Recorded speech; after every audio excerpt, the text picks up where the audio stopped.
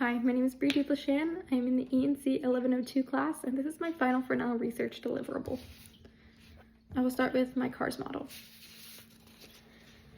The importance of this study is to identify the prevalence of high school student sleep deprivation and discover why the issue of sleep deprivation is directly tied to the school system, understanding the natural rhythms of a teenager and its incompatibility with the school system, and using philosophy to justify how the school system ought to react. I seek to uncover a healthier lifestyle for teenagers and a more aware school system. This study's significance is in teenagers' health and advocating for their biological needs. Sleep is a fundamental part of any person's health. Without the opportunity to get quality sleep, the rest of the health will decline. I have 4 sources, 2/3 my research, that focus on the health of students and the significance of quality sleep. My other 2 sources relate the students' relationship to school and how they can help each other. I will first use this to justify why schools should help their students, but then I will use that research to turn to the students and claim that with the proper sleep, they can help too. The goal in the research is to establish that the teenage sleep epidemic scientifically, philosophically, express the purpose of education and connect them both philosophically and scientifically, explaining why the science of a teenager is incompatible with our current school system and why the philosophy of education demands change. By using philosophy as a means to justify my argument with science, it leaves very few holes to rebuke my argument. Additionally, I don't see any scientific discoveries backed and proven with philosophy, so I'm interested in how well that works. I have 2 sources regarding philosophy, so I've read enough philosophy myself that I feel confident in my ability to portray this scientific discovery via philosophical ideas and use that science as a concrete fact, complementary to the philosophy used to argue it. In my research, I surveyed a high school senior about their sleep habits. Then I studied teenager sleep patterns to understand how the teenage body operates during sleep. Then I contemplated education, why it's necessary, and what the ultimate purpose is. Then I looked into school history and its evolved purpose. I also collected data from the school system regarding academic grades, report cards, and start times. Finally, I used this data from the science of a teenager and correlated it with the school system data to prove their incompatibility and used philosophy to justify our societal response.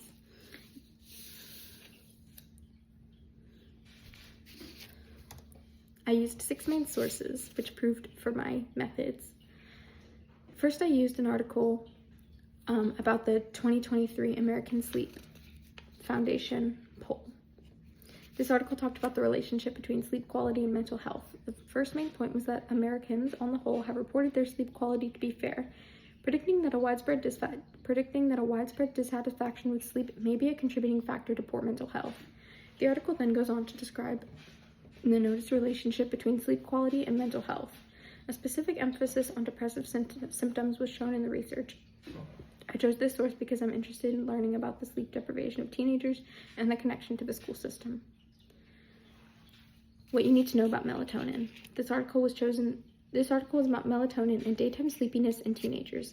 Firstly, it was discussed that the onset of melatonin release falls almost 3 hours later than the average child or adult, meaning that teenagers do not become tired until much later. Secondly, it was discussed how teenagers stop producing melatonin at a much later hour than children and adults. I chose this article because it discussed a particular branch from the science of sleeping. In this article specifically, the production of melatonin in teenagers is discussed. I found this very interesting because I had to take melatonin to fall asleep at the right time in high school, and it really helped to connect the dots for me. Lisa Lewis, the sleep-deprived teen. I chose this because it very similarly matches what I want to research. It is an excellent composition of resources and examples of teenage sleep deprivation. So honestly, it was a really good find for my research project. Lisa Lewis is a parent of a teenager and was confused by the exhaustion of her son and nearly appalled by the time his school started. In watching him spiral more into complete exhaustion, she decided to research and write this book that thoroughly tells the story of schools and their start time, the effects on teenagers, and what parents in the school system can do to maximize the health of teenage students everywhere. To study or to sleep. In this article, as it can be inferred from the title, the research revolves around a student's choice to study or sleep. Additionally, this is broken down into different ages. From the research, it can be concluded that a high school freshman didn't receive any consequence for staying up the extra time to study, but in all other high school grades, there were negative effects of staying up later to study. I chose this article because it's close to what I want to research. The emphasis is on high school students and their lack of sleep, with a specific emphasis on the connection to mental health. However, this differs from my research topic because I want to know about the uncontrollable factors like school start times. The purpose of schooling. This source first began by addressing that everyone had different views on the purpose of education. Especially since it's changed so much over time, this leads into the history of school and the evolution of its purpose. The author then outlines 5 major points he believes to encompass the purpose of education. I know this source can seem a little out of left field, but I believe it's pivotal in my research. I think that by studying the purpose of school, I can use it to claim that schools should move their schedules to fit the circadian rhythm of teenage students. My research findings.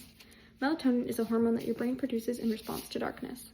This hormone, once released, helps promote sleep as it puts you in a state of quiet wakefulness. Additionally, melatonin helps to keep your circadian rhythm moving in its natural manner, specifically the sleep-wake cycle. The issue is, in teenagers, this hormone is produced significantly late into the night. In fact, the National Library of Medicine talks about a research study concluding that melatonin onset occurs later in adolescence, making it difficult for them to go to sleep earlier at night. We can imply from this that while teenagers are not able to fall asleep as early as they'd like, adults and children can, as their natural release of melatonin falls earlier than teenagers. Additionally, with the delayed release of melatonin, in teenagers' experience comes a delayed retraction. In that same study, the National Library of Medicine states that melatonin turns off later in the morning, making it harder for teenagers to wake up early. These natural releases and retractions of melatonin are crucial to understanding why later school start times are one of the best solutions to helping the epidemic of sleep deprivation in teenage students. When considering what the ideal education of a teenager looks like, it's important to examine what is crucial to an education at all. In 1947 at Morehouse College, the Reverend Martin Luther King Jr. claimed that education is to think intensively and think critically, emphasizing the importance of one's ability to think and think well. In the Curriculum Matrix, author Arthur W. Fauché writes that education is to develop the intellect to serve social needs. This reiterates the importance of developing the mind through education. Lastly, the ASCD says in Platform of Beliefs that education is to provide the fullest possible development of each learner. This is ironic because in most cases this would apply to the quality of education one is given. However, it also applies to the general health level of students, which is generally overlooked. With this set purpose of education, now comes how later school start times may fulfill it. Firstly, it would benefit the student's ability to acquire new information. High school teacher Mona Madron, whose school had changed their later start time, says, you really have to have a certain level of consciousness to understand that literature, emphasizing the difficulty students experience by not being as awake as they'd like, as we've already talked about, while also being challenged to grasp difficult concepts.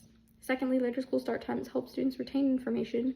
In a student-made film about the effects of later school start times, Taylor Ruse Chu, a student, told the cameras that, "Before the start times moved later, I was just not grasping concepts as easily as I would have been rested." This shows how students struggle to learn new concepts and to retain them throughout the year. With this also comes an increased ability to retrieve information already learned. In the sleep solution, Chris Winter says that sleep is very important for memory consolidation. It really helps in that transition to more stable memory, explaining how a lack of sleep is often credible to the inability to recall information that students often experience. A rested student is not only healthily prepared for the future, they are also a gift to their schools in the present.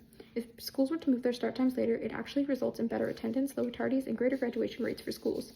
In a study conducted by Pamela McGeever and Linda Clark, graduation rates and attendance in schools starting before and after 8:30 a.m. are compared, which concluded that schools starting after 8:30 had attendance growth by 11 to 15%, resulting in a 90 to 94% of students showing up regularly to school instead of the usual 79%. This is incredibly significant, as nearly 14.7 million students are habitually absent every year, being absent for at least 10% of their classes. On top of the rising attendance, unexcused tardies dropped significantly at schools with later start times. According to the National Library of Medicine, the rates of unexcused tardies decreased 20% in the year after the start time change. Graduation rates also significantly improve as well. In fact, North Carolina State University wrote in an article how later start times benefited the graduation rates of teens, explaining to readers that the average graduation rate was 79%, and 2 years later it had surged to 88%. Showing how later school start times are not only beneficial to a student in the classroom, but how these later times are also beneficial to the student's future. My interpretation in conclusion. Teenage melatonin cycles are unique to the sleep cycles at any other age. And my interpretation of that would be schools should work around the natural sleep rhythm of teenage students, even though sometimes it may work against teachers. The purpose of school is to promote students towards excellence. My interpretation of that would be the first step to excellence is a healthy lifestyle, which should be promoted by schools. And finally, healthy students create healthy school environments, which I would say schools can healthily benefit from healthy students. So, thank you very much.